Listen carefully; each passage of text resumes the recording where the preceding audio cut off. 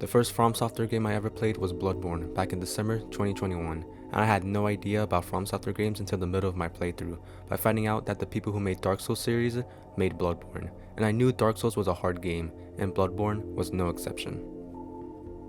Hell, I was going to the PlayStation Hits section on the PS4 and I saw Bloodborne and thought, holy shit, this box art is so cool. So then I picked it up to the PlayStation Now, and ever since I've been invested into Fromsoftware games and the Soulsborne Ring Shadow genre.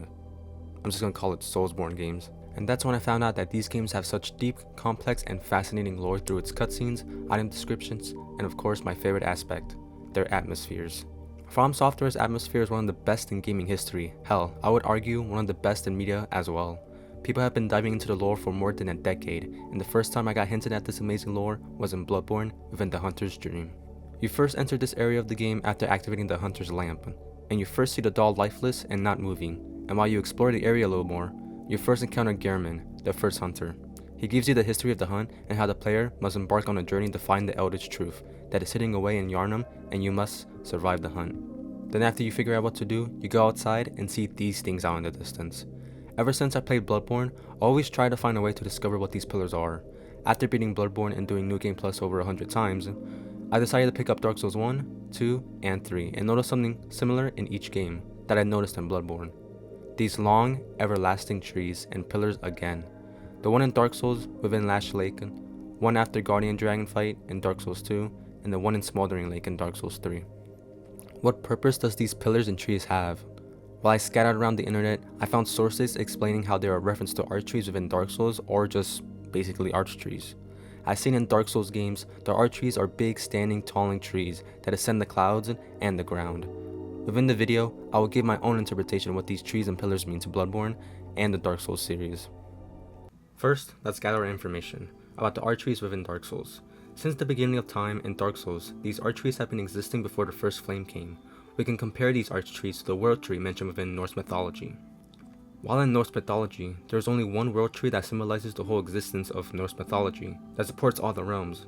But in Dark Souls, there are several of these trees showcasing maybe other worlds. At least, that's one theory. A game theory! Back to what I was saying, this area is known as Ash Lake, and it's a secret area within Dark Souls 1. And to access this area, you have to go down from the Great Hollow, from Blighttown. You can see the very tree in the very place where you're introduced into the Kingdom of Lordran, from Firelink Shrine. But there's also another tree just like the Great Hollow one, from the bottom of Lost Izalith to the very top of Firelink Shrine. But let's go to Dark Souls 3 real quick. The endless amounts of trees out in the distance within Smoldering Lake, and Dark Souls 3 is a sequel of Dark Souls 1 and 2. And the main story and theme of Dark Souls 3 is that our character, the Ashen One, must continue to rekindling the flame one last time, or proceed to a new age and start the Age of Dark. Dark Souls 3 is the end of the series as a whole, and that's why so many references from the previous games come to Dark Souls 3, like the Archtrees. But Jack, doesn't the trees in Ash Lake are a completely different set of trees than the ones in Dark Souls 3? And why are these Archtrees even here in Dark Souls 3? Well, that's easy to explain. Since Dark Souls has so much lore, let's break it down for Dark Souls 3. You see, the first flame is coming to an end, and Dark Souls 3 takes place in the Kingdom of Lothric, far, far away from the first flame, since in DS1, it's in the Kingdom of Lordran. Well, since the first flame is slowing dying, it's pulling everything to one place. That's why Under Londo is here, Darkwood Garden becomes Faerun Keep, and there are so many more examples, but that's another video for another day. If we pay close attention to Pharisic's video, it shows that Lost Izalith from Dark Souls 1 and Ash Lake are in the same height horizontally. We could say, since the first flame is pulling everything together, Ash Lake went to Lost Izalith and became Smoldering Lake. There is this theory that I think about whenever I see these pillars/trees. I found this one theory on the internet. The theory suggests that the Archtrees that appear in Dark Souls 1 and Dark Souls 3 are their own separate worlds, like their own world tree, like in Norse mythology. That tree supports Lordran and Under Londo in Dark Souls 1, and the trees in Dark Souls 3 are kind of just there if you think about it, since everything is getting pulled in together. But how are these trees made? I noticed within Dark Souls 3, when in the starting area of Highwall Lothric, there are these trees that are forming, but they're different. They have hollows within them, and hollows I explained within my first Dark Souls 1 video, so you can go check that out after this. The hollows within these trees are starting to form these Archtrees. If we see the true ending to Dark Souls 3, when the new age starts, these trees will completely form into the Archtrees we know and love. Plus, one of the boss arenas within Dark Souls 3 DLC is in a huge Archtree, like the Great Hollow. And to influence this theory once more, once the boss is beaten and you go to the cave entrance, and access the Ring City, you see a familiar yet gentle place, Firelink Shrine.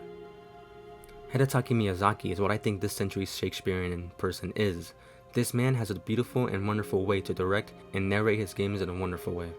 I believe more in the theory that these trees within Dark Souls 1 and Dark Souls 3 support this one world, instead of each one being their own world.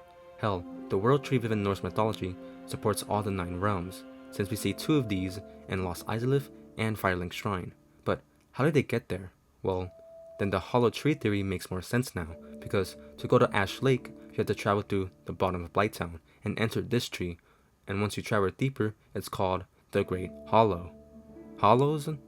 The Great Hollow? We also have to mention Elden Ring, since Elden Ring has these same pillars, but they're in a boss arena, within the final boss arena in fact. They're also in Noxtella, but this could be just Miyazaki using the same aesthetic just for Elden Ring, but who really knows.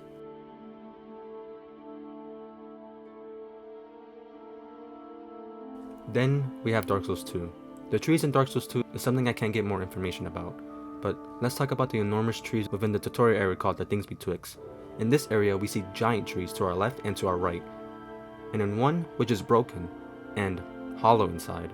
There is also the secret area within Dark Souls 2 called Dragon Memories. To get there you have to fight the spider boss and progress through the game's main story to reach the ancient dragon, and once you talk to the ancient dragon, he will give you this Ashen Mist Key item. Once you have obtained this item, go back to the spider boss arena and interact with the crystal so we can explore the memories of the dead dragon that's up on the ceiling. Then you enter a place called the Dragon's Memories. This area has nothing much to offer except for the beautiful scenery and beautiful atmosphere. This area alone has theories of its own, and I believe this area has something to do with the sheer scale, since we see a dead dragon laying here, and we know back in Dark Souls 1, Sif betrayed the dragons for his own gain, and off into the distance we see Archtrees, and we see these very same Archtrees within the Dark Souls 1 opening cinematic cutscene. The Dragon Memories area could be the aftermath of Sif's betrayal and how he had to kill one of his fellow kind. The opening cutscene within Dark Souls 1 shows Gwyn and the lords fighting the dragons around these Archtrees. This could be the aftermath of that battle, since we are exploring a memory of a dragon. But hey, I could be wrong here, and that's okay. If we take all this information we have in front of us and display it within Bloodborne pillars, then we could say that the pillars support the nightmare areas, like how the Archtrees support Lordran. But again, I could be 100% wrong. The Hunter's Dream is Gehrman's dream, so another interpretation could be that the pillars are supporting other hunters' dreams like this one, since the hunt is everlasting during the evening and night in Yharnam, before our character comes in. But I think that's it for this video. I just wanted to talk about these areas, since I love exploring these areas within my favorite games and enjoying the calm and relaxing atmosphere that these Soulsborne games have to offer. I love exploring these areas to come up with my own interpretation of these areas' lore, and I love talking about them to my friends and to y'all as the viewer, since YouTube's my place just to yap honestly about nerd shit. I do want to do more videos like this, but to be quite honest, I'm really lazy when it comes up to making YouTube videos, since for these video essays I would have to make a script, record my lines, and edit them on my own, and I love editing these types of videos. So I'll try to have a good schedule for this channel, but I can't promise that. But if you love this video and enjoyed this type of content, then I would deeply appreciate it if you liked, comment, and subscribe to my channel. To anyone who stuck around for the end of this video, I personally like to thank you and to everyone out there, and for y'all to have a blessed day, and don't you dare go hollow.